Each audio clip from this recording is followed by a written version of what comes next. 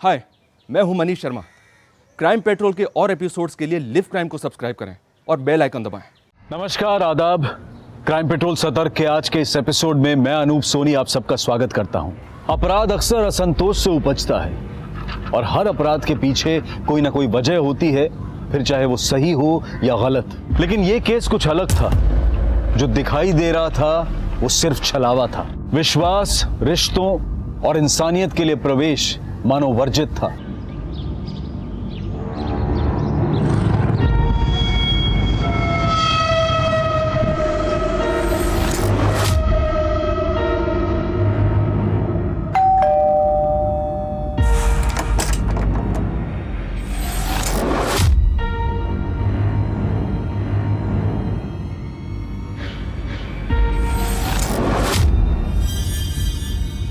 पापा, रुको।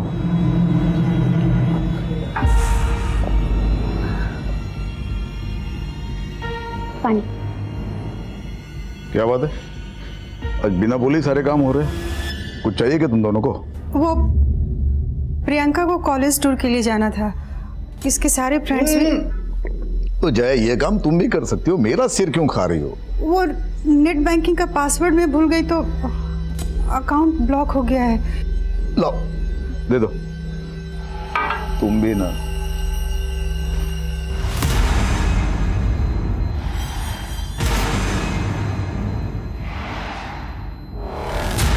इस लड़की का फोटो क्यों रखा है फोन पर? मुझे इमोशनल ब्लैकमेल करना चाहती हो? ये लड़की मेरे लिए मर चुकी है। ऐसे मत बोलिए। आज जन्मदिन है रश्मि का। जन्मदिन उनका होता है जो जिंदा होते हैं। मरे हुए लोगों की बरसी मनाई जाती है। काश 25 साल पहले अपने हाथों से उसका गला दबा के उसे मार दिया होता, तो आज कम से कम उसकी वजह से समाज में बेइज्जत तो ना होना पड़ता।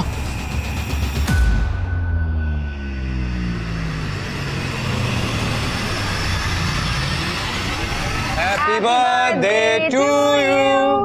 Happy birthday. Happy birthday. Happy birthday. Oh my God, Ronak! This is so beautiful. Thank you so much. Congratulations. Thanks to you. तूने मेरा सोशल मीडिया अकाउंट हैंडल किया और मुझे ये वेब सीरीज मिली। किसी पोस्ट को कैसे वायरल करते हैं ये बंदी जानती है। Guys, see. किसी भी पोस्ट को वायरल या ट्रेंडिंग करने का एक सिंपल फंडा है। बदनाम हुए तो क्या हुआ? नाम तो हुआ ना। पॉइंट है boss.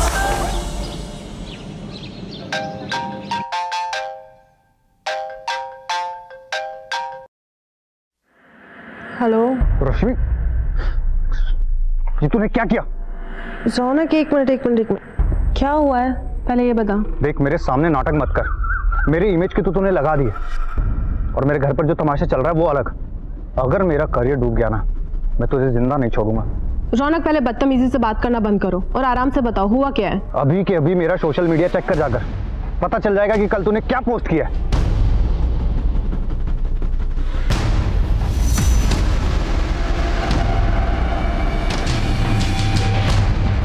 What's wrong with you, रश्मि? ये क्या कर दिया है तूने?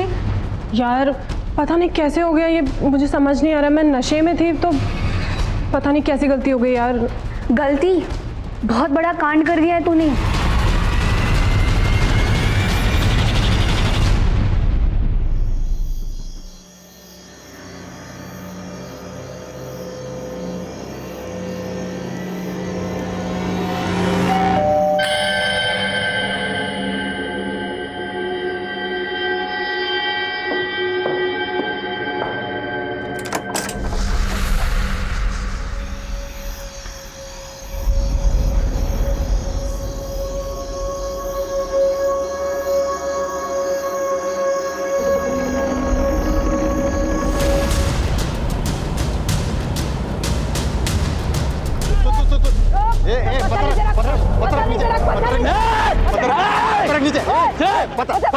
पत्थर नीचे रख पत्थर। इस भिखारी के पास एक सूटकेस है जिस पर खून के धब्बे। लोगों ने देखा तो पीसीआर को फोन किया।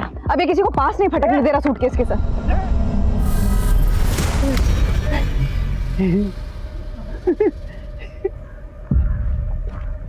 तूने किया ना ये सब? तूने मारा ना इस लड़की को, तूने मारा। एक सेकेंड सर, ये भिखारी मंदबुद्धि है। कि मंद बुद्धि है या तेज बुद्धि है ये तो चेकअप के बाद ही पता चलेगा। हो सकता है इसने ही मारा हो इस लड़की को और पकड़े जाने के डर की वजह से एक्टिंग कर रहा हो। नहीं सर, आसपास लोगों से पूछताछ की थी, वो कई सालों से इसे ऐसे ही देख रहे हैं, यूं ही घूमता रहता है। तो हो सकता है ये सूटकेस इसको कहीं से मिला हो, या फिर ये भी हो सकता है कि किसी ने सूटकेस फेंका और इसने उसको देखा हो। इससे हमें कातिल का हुलिया पता चल सकता है। सर इधर देखिए। यानी इस पॉइंट तक सूटकेस किसी व्हीकल में लाया गया होगा। राइट, जाहिर सी बात है यहाँ पे कोई सीसीटीवी तो होगा नहीं। इस रास्ते पर आने वाले जितने भी रूट्स हैं उन सब की सीसीटीवी फुटेज चेक करो। उन रूट्स पर आने वाली सभी गाड़ियों को खंगालो। सर, बॉडी को पोस्टमार्टम के लिए भेज देते हैं। और दिल्ली एनसीआर में जितनी भी मिसिंग कंप्लेंट फाइल हुई हैं उन सबको खंगालो। हो सकता है इस लड़की की गुमशुदगी की रिपोर्ट लिखवाई गई। सर,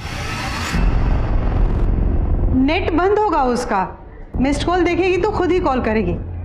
पर मम्मी, दीदी का नेट कभी नहीं बंद रहता है, उनका तो सारा काम ही नेट पर है ना। बेटा बिजी होगी।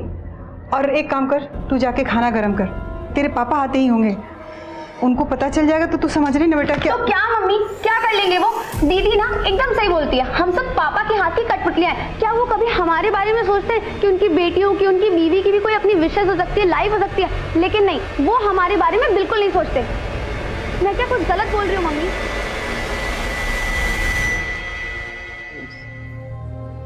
My life my rules. बताइए, लड़की रेबल टाइप की होगी। वाह दी, कूल है ना? इसका मतलब है मेरी जिंदगी मेरे नियम, मेरी जिंदगी अपने हिसाब से चलाऊंगी, जैसे कि मैं हूं। तो क्या है ये? क्या कर दिया? मुंह पर तो काली पोत चुकी हो तुम पहले ही, ये हाथ का भी सत्यानाश कर दिया। इसी तरह से ना यहाँ माथे पर लिख दिया हमारे कि नालायक बेटी का मजबूर बाप। पापा ऐसा भी क्या कर? अरे ये क्या कम कर दिया क्या तुमने? हाँ, मिटा दे, मिटा दे, मिटा दे। परमानेंट है, वो नहीं निकलेगा। अरे कैसे नहीं निकलता है, देखते हम। पापा, दीदी को दर्द होगा। आजा। पापा पापा पापा नहीं, पापा प्लीज दीदी को दर्द हो रहा है, पापा प्लीज। पापा नहीं निकलेगा वो, प्लीज छोड़ दीजिए। याद रखना, ये मेरा घर है, यहाँ सिर्फ मेरे नियम चलेंगे, यहाँ तेरा कुछ नहीं चलेगा।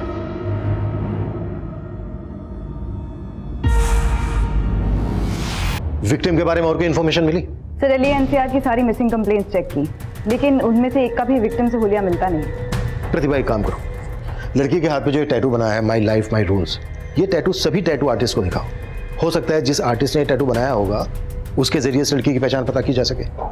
सर,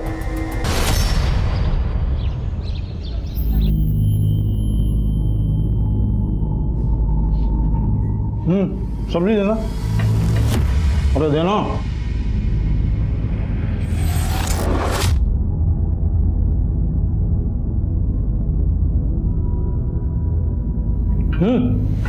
तोल के डाल दे क्या? डाल दे अच्छे से। थोड़ी बची है, मेरे और अंजलि के लिए रखी है। कमाता है उसको भूखा रखेगी, खुद पेट भर के ठूस के खाएगी। सर, लाश सुबह 10 बजे मिली, लेकिन मौत 7-8 घंटे पहले ही हो चुकी थी। लाश 10 बजे मिली और उससे 7-8 घंटे पहले मर्डर हो चुका था, मतलब रात के कोई 2 से 3 के बीच में मर्डर हुआ होगा। जी सर। बॉडी के टुकड़े मारने के बाद किए गए, वो भी किसी तेजधार हथियार से। Sexual assault? बहुत ही ब्रूटली हुआ है, प्राइवेट पार्ट बुरी तरह से डैमेज। टैटू के जरिए लड़की के बारे में कुछ पता चला? तो सभी टैटू आर्टिस्ट का यही कहना है कि ये tattoo my life my rules 1-2 साल पहले काफी पॉपुलर हुआ था, तब कई लोगों ने बनवाया था। इनफैक्ट सर, लड़की के कपड़ों से भी कोई क्लू नहीं मिला है। प्रतिभा, एक काम करो, लड़की की फोटो सभी न्यूज़पेपर में पब्लिश करवाओ, शायद कोई आइडेंटिफाई कर ले। सर, सरकार ने कल से धारा 144 लागू कर दी है। सुना है बहुत खतरनाक बीमारी है ये। अब पता है चाइना में तो कई लोगों की मौत भी हो गई वायरस की वजह से।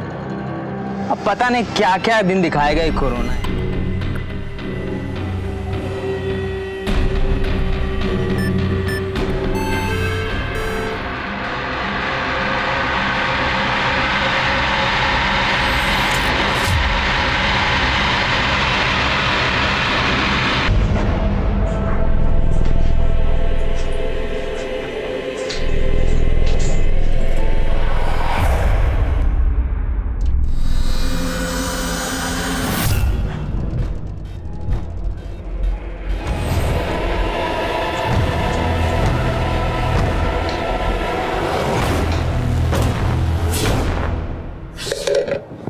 अम्मा भूख लगी है। जा बैठ, मैं ला रही हूँ।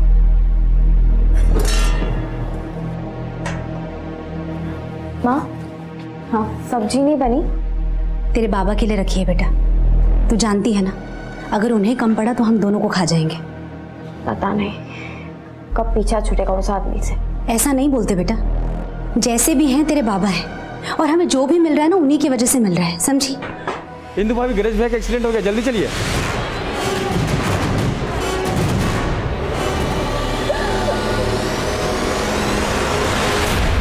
सब भिखारी की रिपोर्ट आ गई। क्राइम करना भले ही उसके बस की बात ना हो, पर देख तो सकता है। साइकोलॉजिस्ट ने उससे काफी देर बात की। उनका कहना है कि उस भिखारी ने कुछ तो देखा है, क्योंकि वो बार बार किसी गाड़ी और सूटकेस के बारे में बात कर रहा है, लेकिन काफी पूछताछ करने के बाद भी वो उससे कोई इन्फॉर्मेशन निकाल नहीं पाए। छोड़ दो उसको, लेकिन नजर रखो उस पर और अपने सारे खबरियों को एक्टिव कर दो।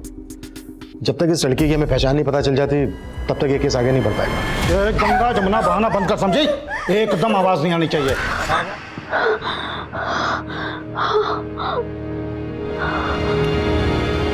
आंटी आंटी, क्या हुआ मधु? आज का आपने न्यूज़ देखा? नहीं देखा? क्या बात है? आंटी, दिल्ली पुलिस को एक लड़की की लाश मिली है जिसके हाथ पे टैटू बना है, जैसे रश्मि के हाथ पे बना था। जब मैंने फोटो गौर से देखी तो ये देखिए। ये मेरी रश्मि नहीं है। मेरी रश्मि तो मुंबई में है। क्या हुआ? वो तो 3 साल से दिल्ली आई ही नहीं। अंकल ये क्या हुआ है बताइए। देखिए।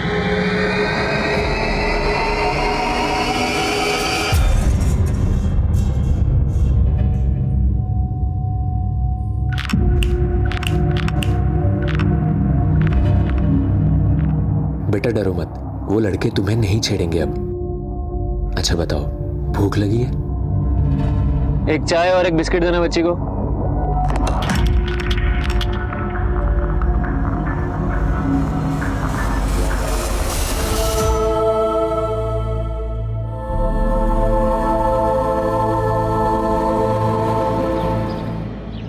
रश्मि तो मुंबई में रहती थी। जब हमने अखबार में खबर पड़ी।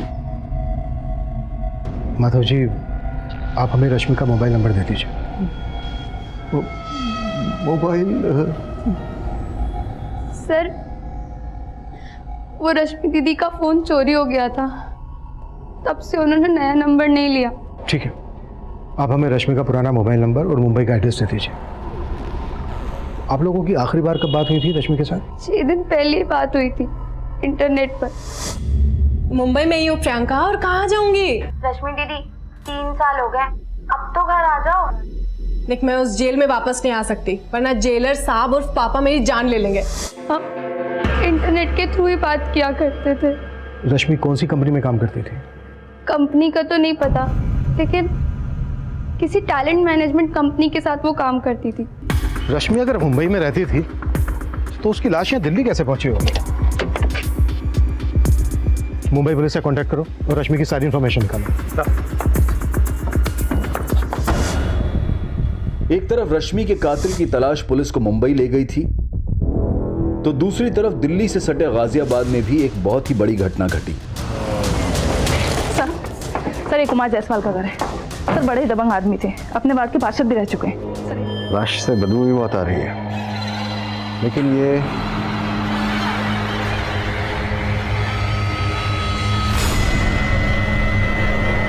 लगता है इस रस्सी का इस्तेमाल गला घोटने के लिए किया गया है। कांस्टेबल, इसको फॉरेंसिक जांच के लिए भेजो। अच्छा, घर में लूटपाट जैसी भी कोई घटना घटी है? हाँ सर, पूरा घर बिखरा पड़ा है। सबसे पहले लाश को किसने देखा? सर, इनके पड़ोसी हैं अजीत महतो। साहब, 1-2 दिन से मैंने जायसवाल साहब को नहीं देखा, और जब ये थाली वाला कार्यक्रम हो रहा था उस वक्त भी बाहर नहीं आए। अरे जायसवाल साहब,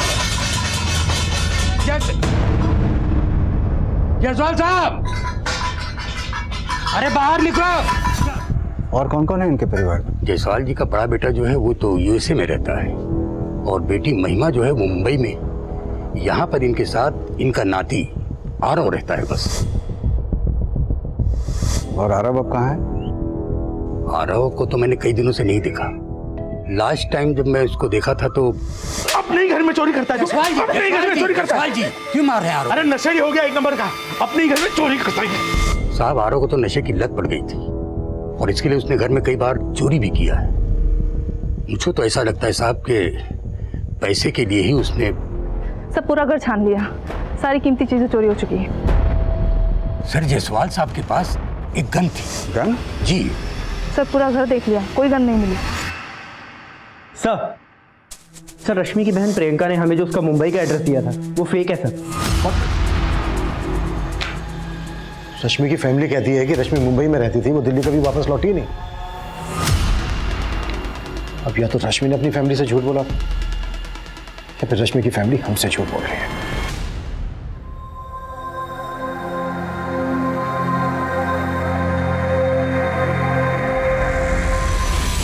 बेटा मुंबई जाना जरूरी है क्या? हाँ माँ, मेरी ड्रीम जॉब है। जो सैलरी मुझे मुंबई में मिलेगी वो नोएडा।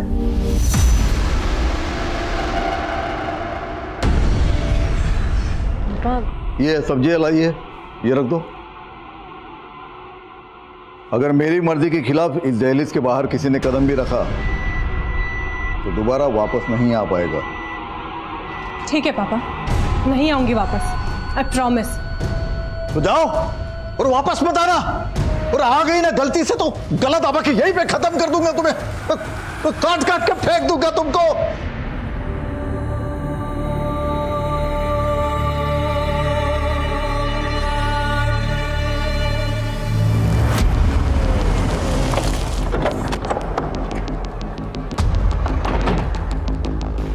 ये क्या बात कर रहे सर आप? हम आपसे झूठ क्यों बोलेंगे भला? देखिए पहली बात तो मेरी रश्मि से कभी बात होती नहीं थी, ये प्रियंका की बात होती रहती थी।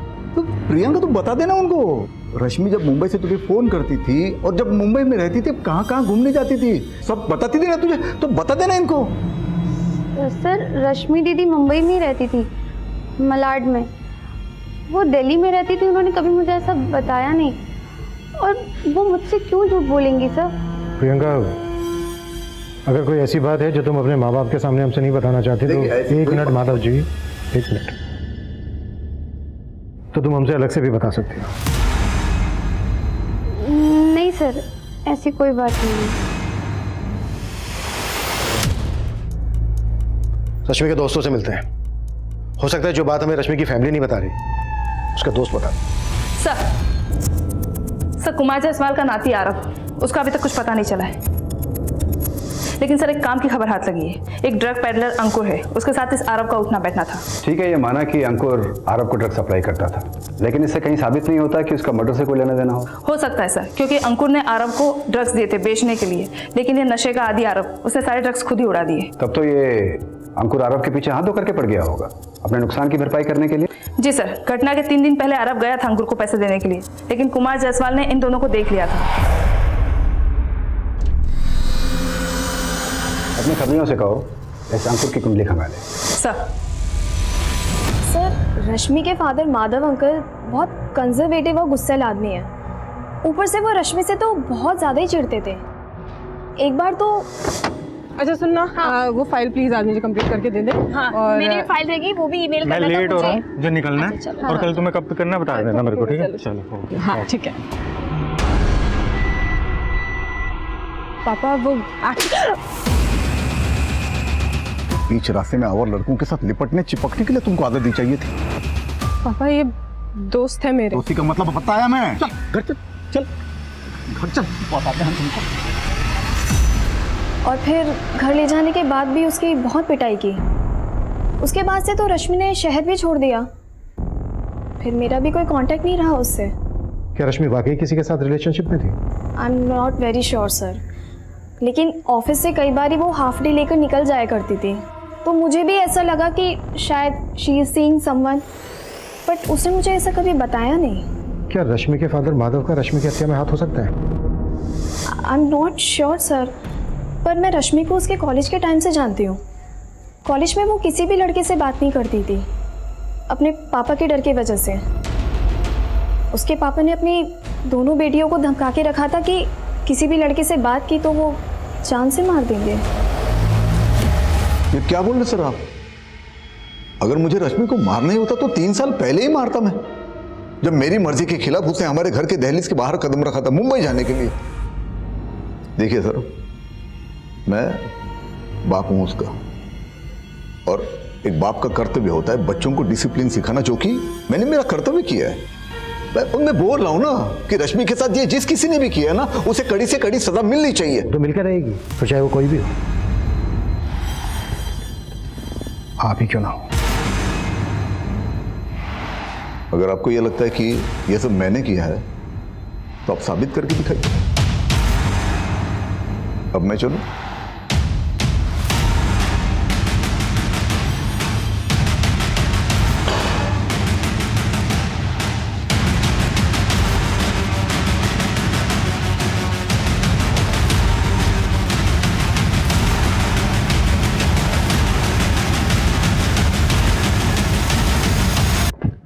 सर, रश्मि के कॉल रिकॉर्ड्स आ गए। उसका नंबर दिल्ली में ही रजिस्टर्ड है। इनफैक्ट उसका फोन कभी चोरी ही नहीं हुआ। उसने अपना नंबर 3 महीने पहले इस्तेमाल करना बंद कर दिया। कॉल रिकॉर्ड से कुछ मिला? सर, उसकी 3 लोगों से रेगुलरली बात होती थी। रौनक दहिया, सोनाली दवे और निहारिका शर्मा। रौनक और निहारिका एक्टर्स हैं और ये सब के सब दिल्ली में बेस्ड हैं। इनफैक्ट सर, उसके कॉल डिटेल्स में एक भी नंबर मुंबई का रजिस्टर्ड नहीं है। इसका मतलब रश्मि कभी मुंबई गई नहीं थी, वो यहीं दिल्ली में थी। रश्मि ने अपनी फैमिली से झूठ बोला कि उसको मुंबई में जॉब लगी है। और हाँ सर, रौनक का 3 महीने पहले सोशल मीडिया पर एक आपत्तिजनक वीडियो वायरल हुआ था। तब रश्मि उसका सोशल मीडिया अकाउंट हैंडल कर रही थी।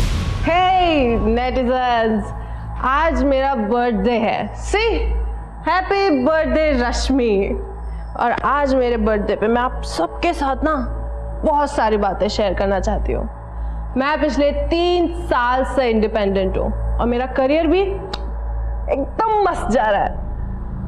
लेकिन कभी कभी ना लाइफ की गाड़ी डिरेल हो जाती है, लेकिन मैं उसे सक्सेसफुली ट्रैक पर लेकर आऊंगी क्योंकि I believe in my self. और मैं आप सबको भी ये कहना चाहती हूँ, हमेशा अपने आप पर बिलीव करना, अपनी शर्तों पे जीना। और अरे मैंने बहुत बोल लिया। लेट्स मीट द हॉट चिक निहारिका। कम हाय। अरे इधर आया। ओह गॉड, वेट पीछे पीछे। Oh God, look at that. Breaking news, womanizer lady boy कहलाने वाले माचो मैन रौनक दहिया है किसी और लड़के की बाहों में। इसीलिए क्या लगता है आप लोगों को? Stop it man. गॉड, ये होना कोई क्राइम नहीं होता। और वो रियल लाइफ में भी माचो और रियल लाइफ में भी माचो। यार राइट। ओके, तो क्या ये सेम बात इसकी वाइफ को जाके बता सकती है? तो ये सारी बातें छोड़ यार। अच्छा तुम मेरी बात सुनो, तुम मेरी प्रमोशनल वीडियो कब पोस्ट करोगे? यार तू बोल, अभी करूं? हाँ। अभी कर देती हूँ। रुक, just give me a minute. Niharika no बोलेगा, नो बोले नहीं, यहीं रुक।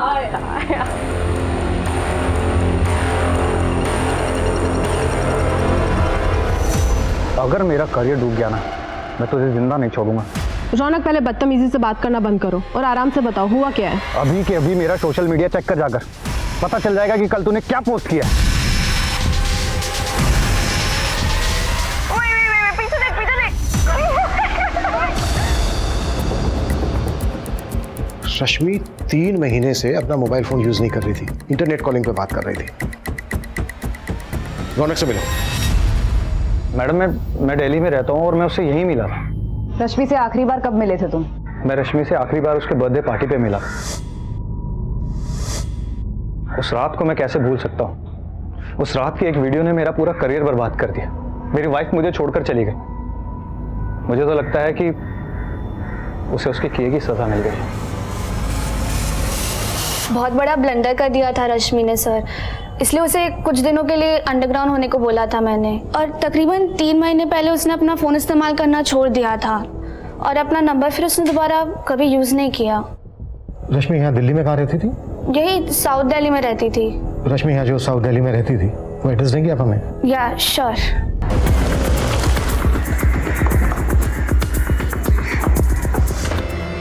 पूरा घर चेक करो, कुछ भी छूटना नहीं चाहिए। मर्डर के बाद ब्लड साफ करने की कोशिश की गई है, फिर भी ब्लड के निशान छूट गए। वो जो एक्टर है रौनक, उसकी कुंडली निकालो, उसके पास तगड़ा मोटिव है मर्डर करने का। आसपास चेक करो कि कोई सीसीटीवी है क्या। अगर मिलता है तो मर्डर वाले दिन की फुटेज चेक करो और रश्मि के मोबाइल का IMEI नंबर निकालो, पता करो कि उसमें कोई दूसरा नंबर एक्टिव हुआ था क्या।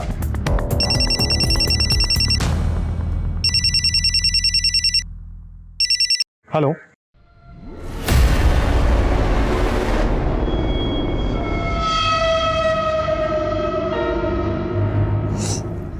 सब आपकी वजह से हुआ है। ना आप बेवजह शक करते उस पे और ना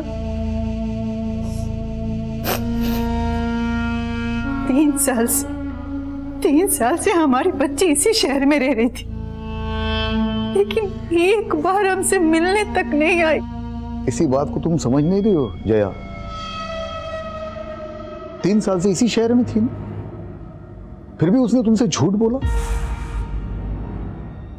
अपने घर से ज्यादा उसे अपनी आजादी प्यारी थी।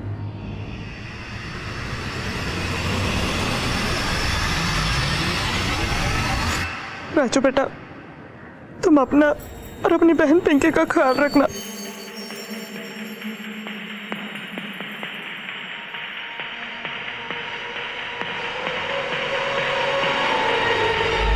पूछताछ करो। सर ये फैमिली 4 महीने पहले ही यहाँ शिफ्ट हुई थी। हरीश एक प्राइवेट कंपनी में जॉब करता था, लेकिन कोविड के कारण वो कंपनी बंद हो गई। आइए सर। हरीश की पत्नी सुषमा के सीडीआर में 1 नंबर सस्पिशियस मिला है। पिछले 2 दिन में इस पर कई बार लगातार बात हुई है। हेलो, नंबर आगरा का है, किसी ललिता श्रीवास्तव का। अभी स्विच ऑफ है।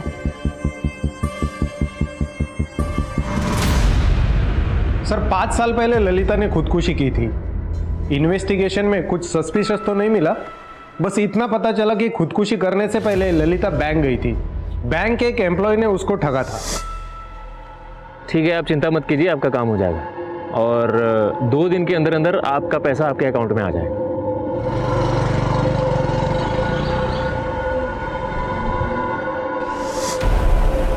कौन था वो? ये केशव नाम है इसका। इसने ललिता को वादा किया था उनके जमीन पर वो लोन दिलवाएगा, लेकिन जमीन को धोखे से बेच दिया। अभी तक हमारे हाथ नहीं लगा है। ठीक है, तुम हमें इसकी सारी डिटेल्स दो। सर, कौन हो सकता है वो जो 5 साल पहले मिली ललिता के मोबाइल नंबर से हमारी दूसरी विक्टिम सुषमा से बात कर रहा था? हाँ प्रतिभा। सर, रश्मि के मोबाइल के IMEI नंबर से एक नए नंबर का पता चला है। उसका CDR निकाला तो पता चला वो किसी मनीष अग्रवाल नाम के आदमी से टच में थी। मैं आगरा से निकल रहा हूँ, थाने बुलाओ उसको।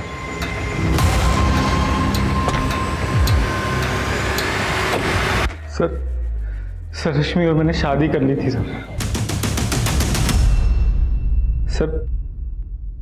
हम दोनों प्यार करते थे सर एक दूसरे से। हम दोनों ही अपने अपने घर से मुंबई में अच्छी जॉब का बहाना करके निकले थे, लेकिन शादी के बाद भी हम दिल्ली में ही थे सर। रश्मि अपने घर वालों से झूठ बोलती थी कि वो मुंबई में है। वो मेरे साथ यहीं थी दिल्ली में सर। बहुत खुश थे सर, पता नहीं किसकी नजर लग गई हमको और हमारे बीच हर छोटी मोटी बात पे झगड़े होने लगे और फिर ये धीरे धीरे झगड़े बड़े होते गए सर। इसीलिए तूने मार डाला रश्मि को? नहीं सर, मैंने मारा नहीं है सर उसको। मैं मानता हूँ कि हम अलग हो गए थे, लेकिन अलग होने के बाद भी हम लोग टच में थे सर। ऐसी रही पार्टी? ऑसम। और तुम्हें तो पता ही है ना, पीने के बाद निहारिका की ऑस्कर वाली स्पीच। यार तुम्हें होना चाहिए था यहाँ पर। अरे यार मुझे आना था, मैं थोड़ा बिजी हो गया काम में। तुम काम करो, मैं जा रही हूँ अभी सोने, ठीक है? कल बात करती हूँ। मैं तो रोज उसको इसी उम्मीद पे फोन करता था कि एक दिन तो हमारे बीच में सब कुछ ठीक हो जाएगा। और जब सब कुछ ठीक नहीं हुआ तो तूने रश्मि को समझाने की कोशिश की, पर उसने तेरी बात समझी नहीं, इसलिए मार डाला रश्मि को तूने। उसने मारा नहीं है सर उसको। सर मैं प्यार करता था उससे, उसे अपनी जिंदगी में वापस लाना चाहता था। तो जितना अपने आप को शरीफ दिखाने की कोशिश कर रहा है उतना है नहीं। कुत्ता साले को सर, लेकिन तब तक कुत्ता जब तक ये सच ना बोले। लेकिन हमने नहीं किया सर। रश्मि कई मुश्किलों से गुजर रही थी। अपने बॉयफ्रेंड से अलग होने के बाद वो अकेली हो गई थी, लेकिन उसने अपने पिता के पास जाना मुनासिब नहीं समझा। शायद इसकी वजह उसके पिता का सख्त रवैया और उनकी पिछड़ी सोच थी। पुलिस इस केस में काफी आगे निकल चुकी थी, लेकिन इस साजिश का मास्टरमाइंड उनसे 2 कदम आगे था और अपने अगले शिकार पर घात लगाए बैठा था।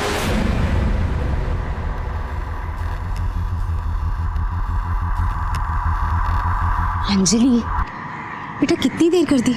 सॉरी माँ, काम थोड़ा ज्यादा था। बस काम काम काम काम के चक्कर में ना तुम माँ को भूल जाएगी, है ना? अब आप नाराज मत हो। अच्छा एक काम करते हैं, हम ना आपका दिमाग ठंडा करने के लिए ठंडी ठंडी कुल्फी खाते हैं। यहाँ पास ही में बहुत अच्छी मिलती है। क्या हुआ? कुछ नहीं, चल। कब से बैठ के इंतजार कर रही थी मैं, अब आएगी अब आएगी।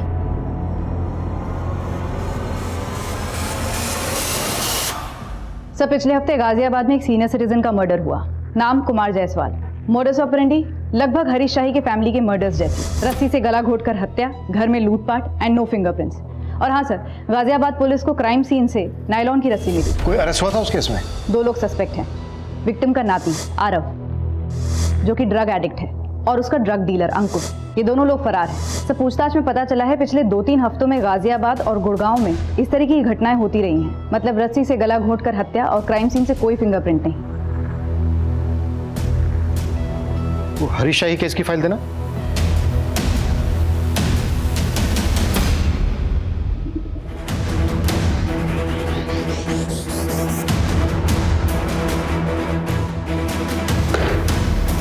इसमें कोई डाउट नहीं है, गाजियाबाद में हुए मर्डर का हरीश की फैमिली में हुए मर्डर से कनेक्शन है।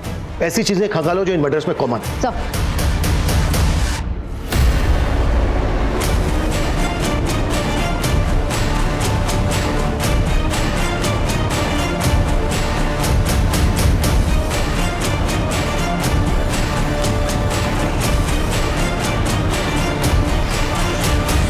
वहाँ पड़ोसियों से बातचीत की तो उन्होंने बताया कि उन्होंने कुछ भी सस्पिशियस नोट नहीं किया। सर किसी भी घर में सीसीटीवी नहीं था, तो कौन आया कौन बाहर गया इसका कोई रिकॉर्ड नहीं।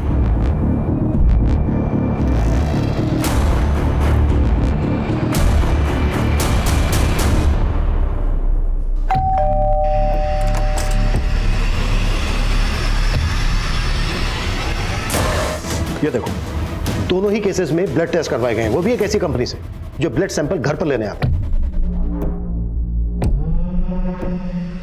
सर इसका मतलब ये गिरोह है जो टेस्ट करने के बहाने घर में घुसता है और क्राइम करता है। हाँ जी जी, वो आपने ब्लड टेस्ट करवाया था ना, तो उसी की रिपोर्ट आई है।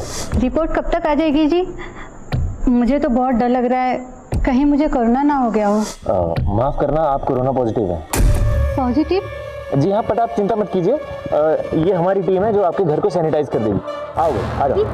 अरे आप चिंता मत कीजिए, पूरा घर सैनिटाइज हो जाएगा, डिसइंफेक्ट हो जाएगा। आप टेंशन मत लीजिए। एक मिनट पुत्र, एक मिनट,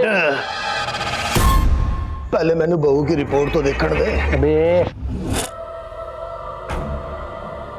पापा जी, आप रिपोर्ट देख के क्या करेंगे? वो क्या है ना कि सारी मेडिकल लैंग्वेज है, तो आपको समझ में नहीं आएगी। मैनू सब समझ में आता है। तेनू पता नहीं है पुत्र, मैं अपने पिंड विच ना वैद था, वैद। अबे बुड्ढे, फोन किसको लगा रहा है तू? हाँ, ज्यादा होशियारी कर रहा है तू। उतारो सबके नकाब।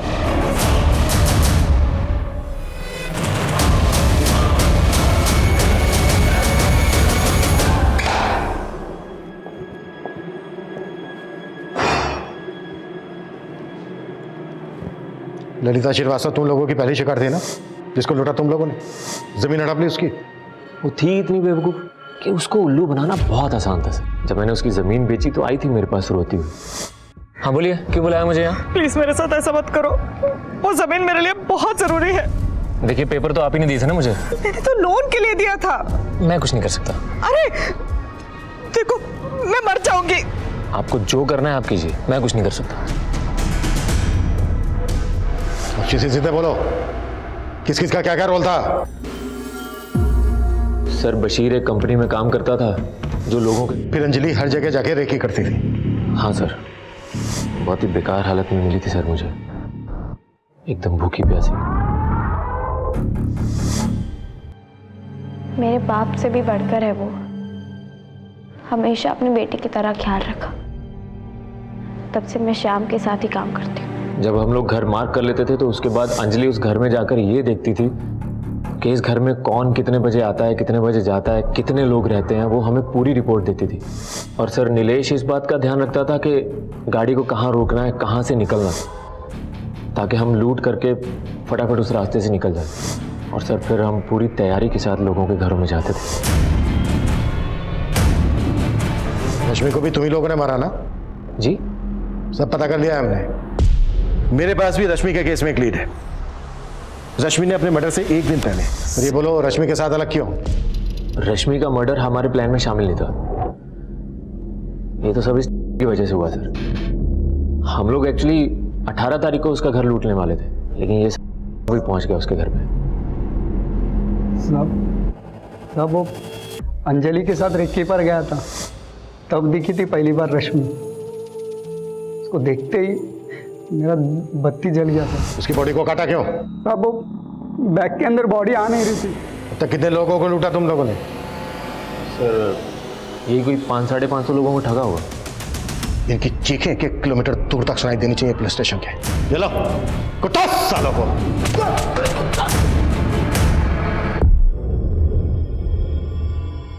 कोविड-19 के इस दौर में हमने इंसानियत की कई अनमोल मिसालें देखी, लेकिन कुछ लोग ऐसे भी होते हैं जो महामारी के माहौल को भी अपने फायदे के लिए इस्तेमाल करने से नहीं चूकते, जैसा कि इस केस में शाम ने किया।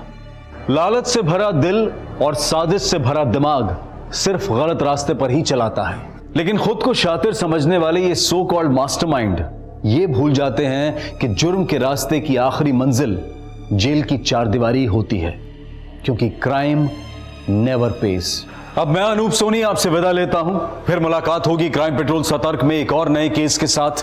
तब तक अपना और अपने परिवार का ख्याल रखें, सतर्क रहें, सुरक्षित रहें और देखते रहें क्राइम पेट्रोल सतर्क। जय हिंद। For more updates subscribe to our channel, click the show links and enjoy watching the videos.